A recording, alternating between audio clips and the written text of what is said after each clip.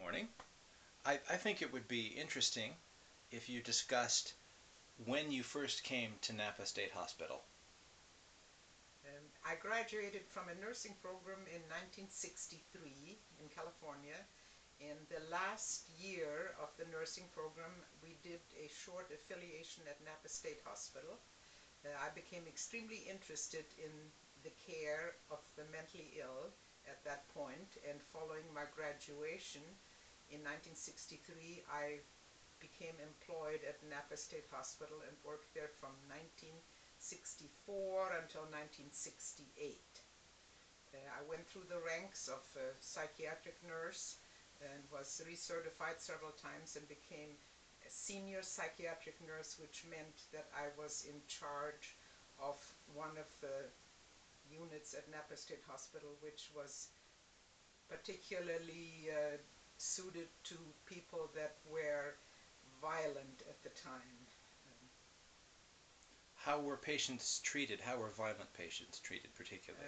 I was very young at that point and naive, and I think probably because of my approach to them, I never ran into any trouble because I expected everybody to treat me politely and with courtesy, and it became true.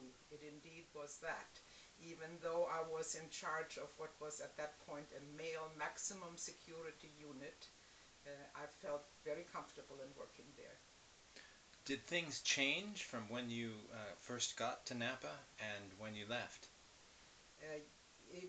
The time that I was actually employed at the state hospital between 1964 and 1968, things were very stable. It was a comfortable place to work, and it was also a comfortable place for patients to be, contrary to popular belief, public belief. For instance, we had programs where we took patients roller skating, we took them on picnics. The grounds at Napa State Hospital were huge. We took patients everywhere, even though we escorted them, and sometimes in rather, larger numbers of patients with very few staff people. It worked out very nicely. The other thing that I was impressed with was we had a lot of activities that were brought in from the outside. People would bring picnic lunches. People would come in and volunteer. We had actually even a clothing shop. It used to be called a dress shop. If one of our patients needed something, we would walk the patients over there and they would pick out their clothing. So between 1964 and 1968, it was a very different setting. When I finally did my dissertation for a master's degree from San Jose State University, things had changed and had become drastically different. Well, can you outline what had become different? As you will find in my dissertation, my master's dissertation, the changes came slowly, and the government kind of responded to actually patients' complaints, where during the time that I was employed at the state hospital, it was a patient's right to have treatment. And as time progressed, it became a patient's right to not receive treatment. And I'm outlining this law change in my dissertation. Can you describe what patients' rights not to have treatment meant? During the 70s and 80s, what happened is all of a sudden we saw a lot of private care homes taking patients, which at the time seemed like a good idea. We pretended we were returning them back to their own communities. However, what happened is homes opened for these patients that had absolutely no care. The people that took care of the patients in the homes were licensed, yes, but some of them did not speak English. They could not communicate with the patients.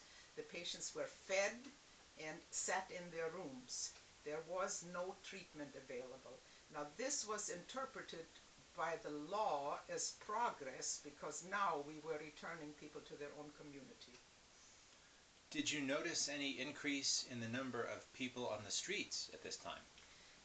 Very significantly, we saw increases in particularly in the areas of California, and I made a special point to visit some of those areas. I would take my dog and we would go for a long walk, and I would meet people that I had known at Napa State Hospital that were now sleeping in the streets. It was their right to be released. Some of them were receiving small amounts of money, which then they chose to spend on drugs.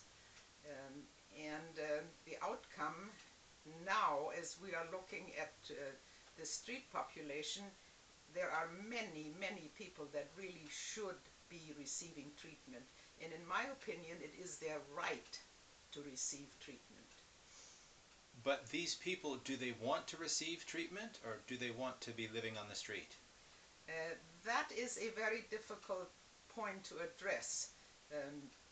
If you look at what state hospitals used to be like, and I have some pictures of what state hospitals used to be like in the very early days, where people were treated rather shabbily.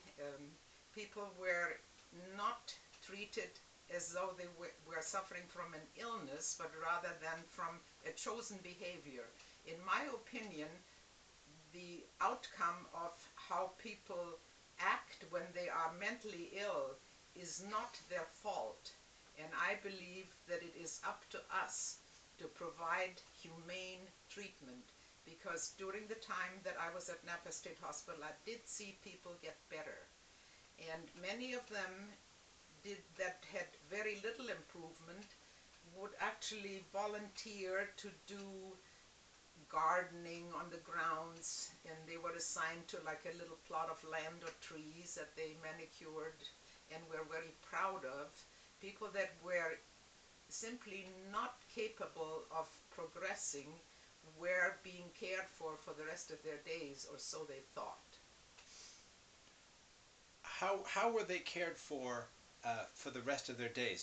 Did the level of care change depending on their needs? Yes, the level of care changed. We had units a little further removed from the center of the state hospital grounds, where they had more privacy. There were fewer staff people. It was consistent staff. Some of them would call the older staff people mother, and some of them dad. They had consistent care, and they did not have to worry about where their next meal was coming from or where their clothing were coming from. And if they had periods of extreme agitation, they were given medications, but actually minimal amounts when they were in those areas. Okay, thank you very much.